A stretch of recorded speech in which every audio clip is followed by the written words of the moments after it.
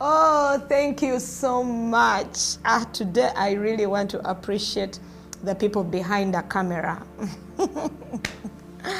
Thank you so much. These people are doing a great job, and if you're out there and you love what you see, talk to me nicely. Anyway, thank you so much, all of you who are out there watching. It's yet another opportunity the Lord has given us to share. I don't take these moments for granted. Personally, they are blessing me every day. And you being right there, you passing by this channel, you clicking and, liking and stopping by and watching and viewing, you're my customers, and I appreciate you for that. Thank you for being with me. God richly bless you. Encourage someone to also tap in and be a part of this program. My name is Joy, and you are welcome. If you're here for the very first time, you are most welcome. Thank you for choosing. Yes, we are still under service mentality. How do you perceive service? How do you think about what you're doing? Because remember, service is work, and we are working for people. Therefore, service is people. Don't forget that at any time T. And we are continuing with what? Customer care. And these are tips that are going to help you to have excellency as you're working with people, to have a connection as you relate with people, to have a permanent relationship with someone probably you just met at your shop, at that gate, at that office, at that church, in the family. It is such a great opportunity when you extend your care beyond just the usual and you go extraordinary. That you put in that is extraordinary is what we call excellency, and it's what we call customer care.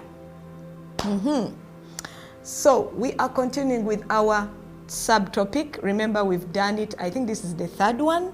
We started by know your customer in general, and I shared about God knowing us and personalizing us, meaning it's such a value when you know me in detail.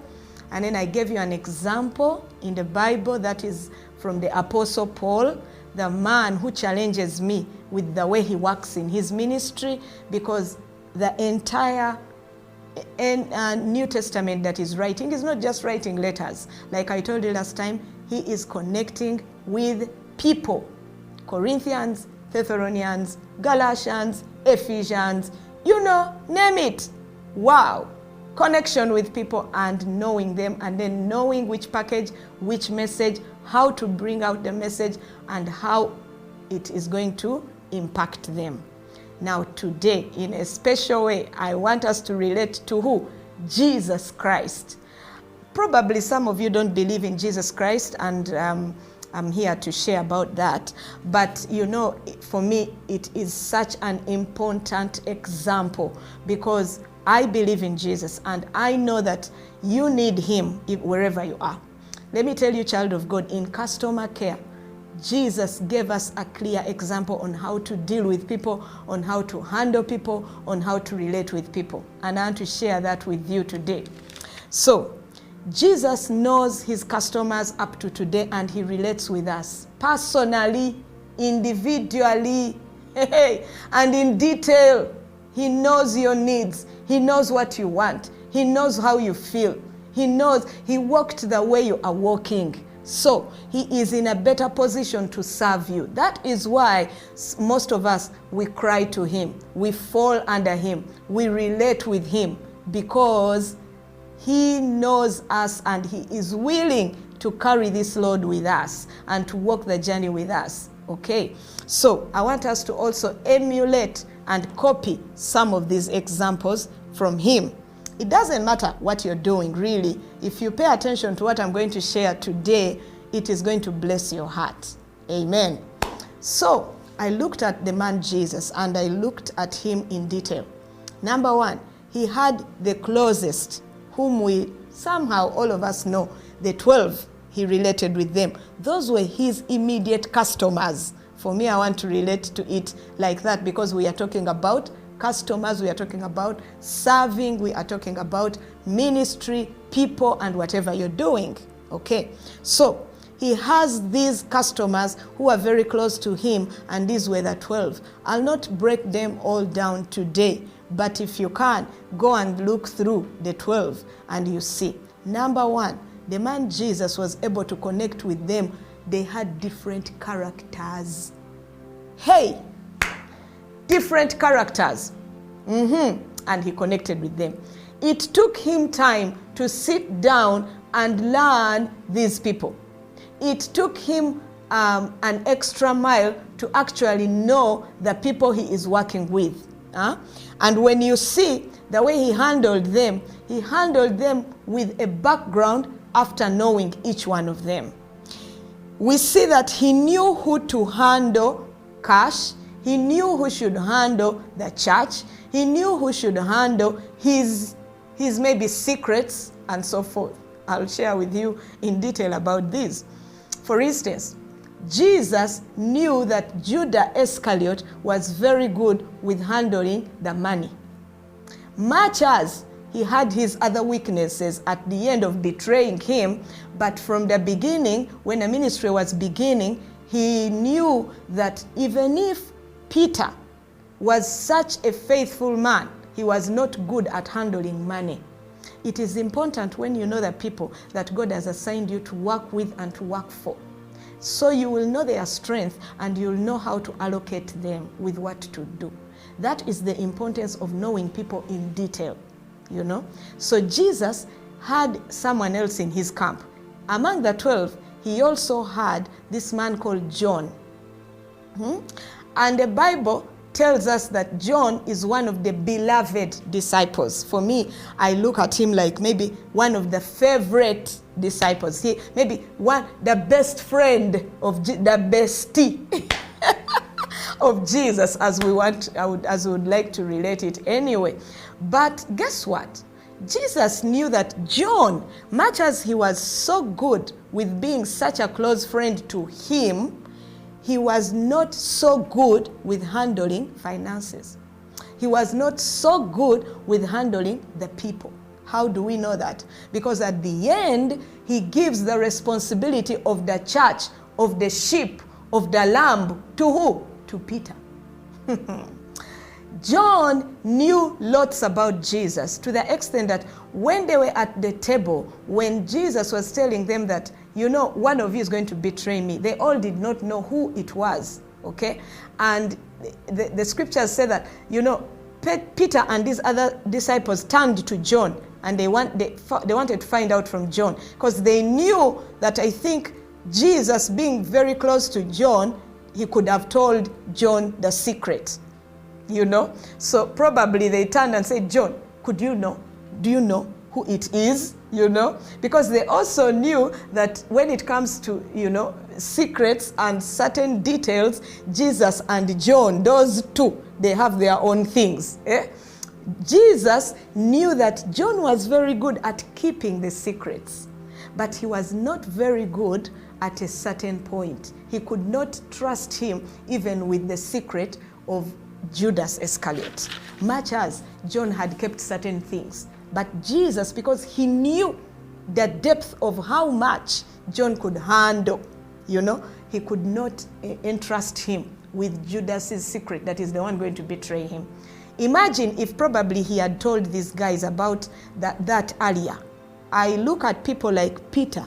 Hey, they would have grabbed Judas Iscariot at the table and torn him apart before the mission was complete. Because you see that very clearly that, you know, Peter grabbed the guy who came to arrest Jesus and cut off the ear. Now imagine if he had known that Judas Iscariot is actually the betrayer, or he's going to do this deal. And yet, get to know this, Peter had become a celebrity at that point. Peter had been walking on water. Peter was known, the man who walks with Jesus, you know, and Peter had left everything. And at some point he even said, Master, how about us who have left everything? What are we going to get? So imagine, and now after he's having this great experience with the master and then the betrayer, Jesus could not give the secret to his disciples, much as he had lived with them. Why? He had known them. When you know people in detail, you're able to know what to talk about, where to talk about it, who to tell, and it will help you as you minister, as you serve, as you relate with people. It is very important to know people's strengths and to know people's weaknesses. That is why we are here to learn about know your customer, know the people, know your family, know your children. Sit down with those children. Those are your first customers, you parent. Sit down with those children and know them in detail. Ask them about something and they'll all give different answers, and you know how to relate with them. Yes, they are all your children. They could be same mother, same father, but my friend, they are different, and the way you handle them must therefore be different. I've learned that over time. I had to sit down and learn my children. God has blessed me with children, but these children are completely different. One is actually very strong in her leadership.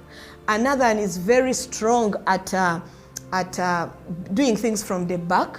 But me as a parent, I always wanted the firstborn to be at the front. You must be the one doing this. No, you need to know them. That is not their speed. So you will give assignments according to the strength of someone, and it will not frustrate you in the process. When you know people, it's easy to get what you expect from them. When you don't know me, you'll give me a plate that I cannot handle, and at the end of the day, you will fire me. At the end of the day, you will scold me. At the end of the day, you will think I'm incompetent. But no, you just did not know that I was not able to handle that. You just did not know that that's not my lane. You just did not know that that probably was too big for me, you know. Or you missed me because you did not know I could do that, you see. So knowing people will help you relate with them better, work with them better, serve them better, deal with them better, understand them better, and therefore have the best customer care that you desire in your ministry, in your home, in your life, in your workplace, in that organization. Get to know people. When you look at Jesus still, he went ahead. He said to Peter, Peter, do you love me? Take care of my sheep. Love my sheep. Take care of my lamb, you know. And do you know why? Peter was, to me, was a sanguine.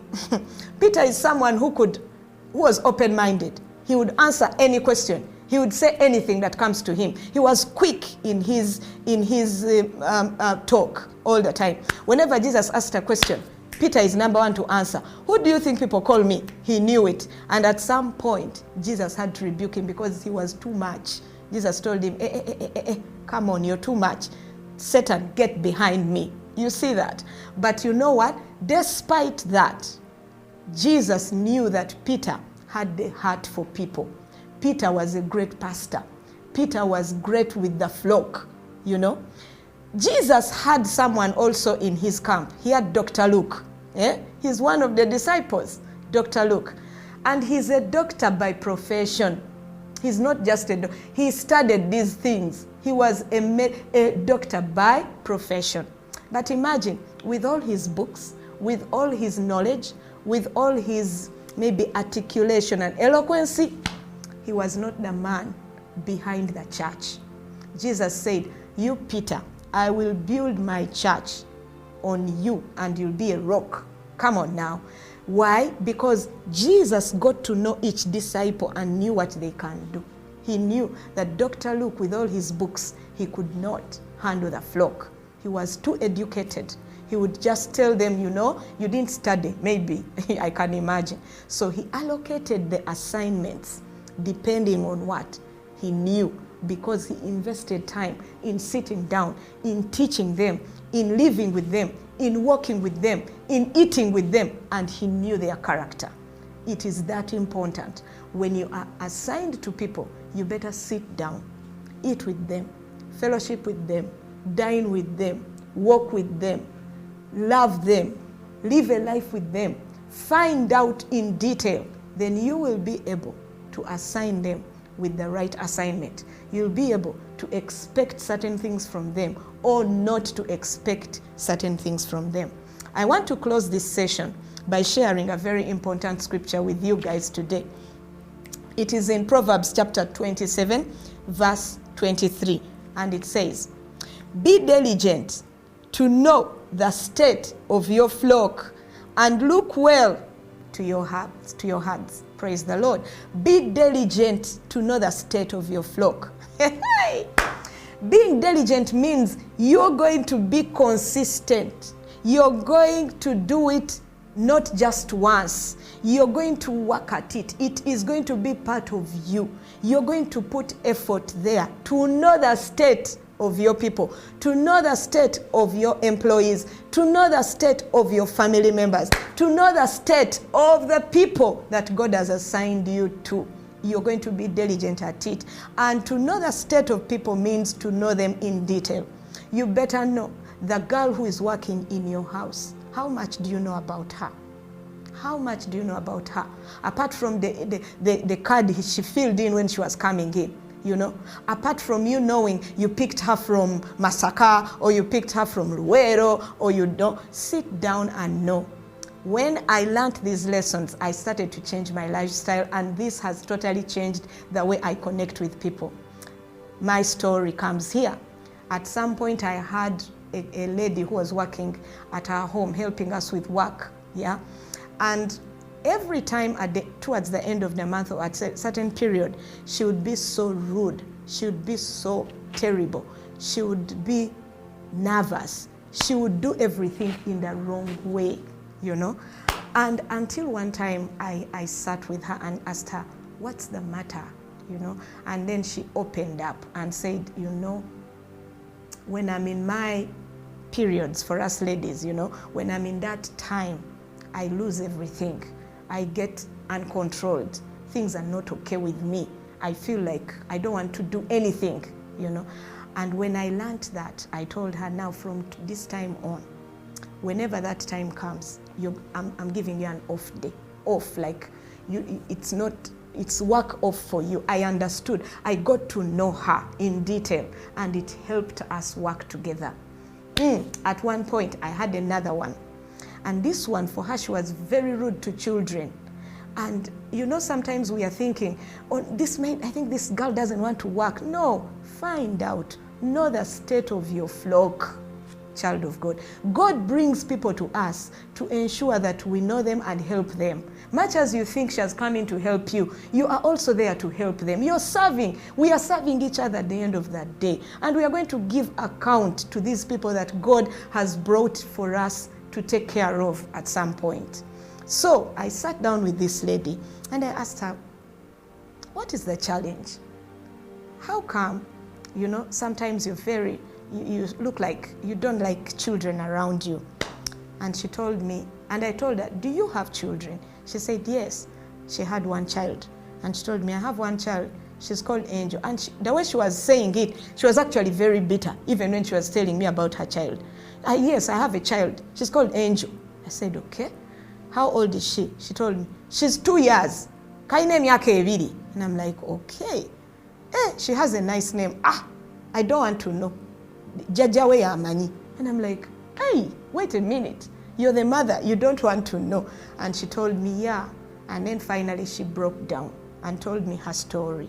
To cut the long story short, she told me how she had acquired this child, and she said she was raped, and she said for her she just doesn't like children because of what happened to her and how she got her child.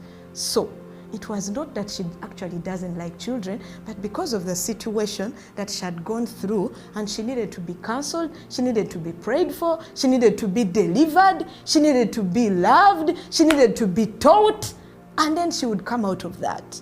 So I got to know that. And the customer care that I'm teaching you today, I told you one time that you cannot give what you don't have. I have gone through some of these things. So I had to learn to love her. I had to go to handle her differently. I took her through series of, counseling. I took her series of prayer. I took her through deliverance. And by the end of it all, I told her, now, I actually want you to bring your child to my house. And we start staying with your child. Because this child, she deserves to be with you as a mother. Hey, she didn't want.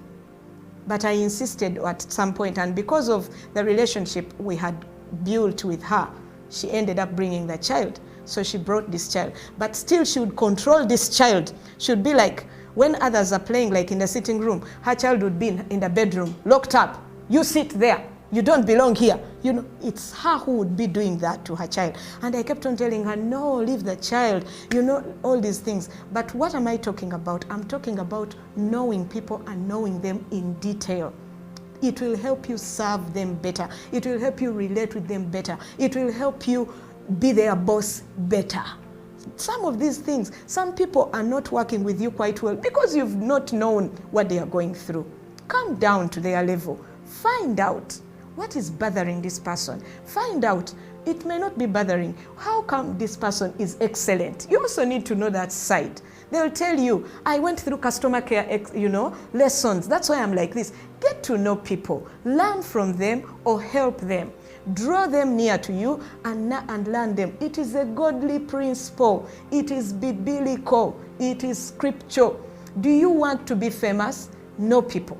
Do you want your ministry to go extra miles? Know people. Do you want you to become a magnet of those customers? Know them. Invest time in knowing people. It is not wasted time. It is very, very profitable. At the end of the day, this girl was actually a Catholic, to end the story anyway. And finally, I never told her, give your life to Christ. You need to get saved. No. The things I did, knowing her in detail, she later opened up and said, by the way, Auntie, me, I'm even a Catholic. And me, I've never given my life to Christ. But today, I want to give my life to Christ. That was, I think, over 2 months or 3 months later, after she had been in our house, and she gave her life to Christ. But it took time for me to know her in detail. Sometimes, you just need to calm down and know people. Humble yourself and know people. You'll pray for them better. You'll serve them better.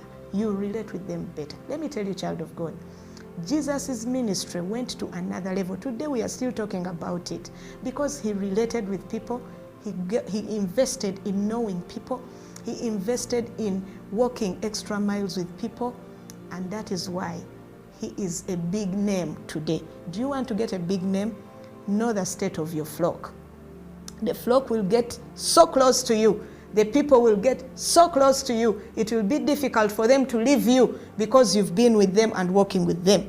Let me crown off by sharing these 3 points with you. 1, a healthy service mentality requires us to know people in detail. I hope you've captured that. Number 2, it is your responsibility to know people. It is your responsibility to find out the state of the people that you are working with. Number 3, knowing and relating with the ones who labor and do hard work is a great strength. Much as you're in a higher position, getting down to the people who are below you is a great strength. Even when you're lower, getting to know the people above you is a great strength. Very important in customer care. Number 4, knowing and relating with the less privileged or the humble people in the society or in your workplace or in your family is a great strength, child of God. Number 6, knowing and relating to the people who are close to you and the people who are distant from you is a great strength, child of God. Knowing and relating with the elders and the veterans and the society at large is a great, great mentality as you serve people. Therefore, knowing people's strengths and weaknesses will help you work with them better, relate with them better, do things better, and at the end of the day, it will look like you are the most excellent customer care representative at that table where you are. How much have you invested in knowing the people that you are working with and the people you are serving? It is important. It will give you fruit. It will draw people to you. You'll eat from what you don't expect to eat from. Today, there are things I'm earning just by knowing people. Lastly, I came to know, I have friends. I have boda friends. I have special people who drive specials. I have chigali. I have people, you know, I relate with various people. And let me tell you, at one time I needed help to take certain things at a bus, and I did not have a connection. So I remembered, oh, there's a guy who used to bring passion fruits for us. So I called him. I had his number. And I told him, hey, are you still working at the park? And said, no, I left, but I can still connect you with someone who is working at the park to take your things to Mbarara. Can you imagine? That is why it is important for you to know people. Some of you are struggling to get people maybe at your wedding meeting because you also don't know them. You're struggling to get people to come to your funeral. You're complaining, why didn't they come? Do you know them? Have you created a relationship with them? You're complaining, why aren't they supporting me? How much do you know people? It is important to know people because you will serve and relate with them better. Thank you so much for watching. Thank you for following. I hope someone has captured something today. Please go through that phone book. Call someone, find out how they are, their state. How are you? Before you complain, you're lost. These days, do you know their state? Do you know what they are going through? Do you know why they come late? Do you know why they are not performing? Find out. It's important. Thank you so much. God bless you. I love you. Hope to see you next time. Bye-bye.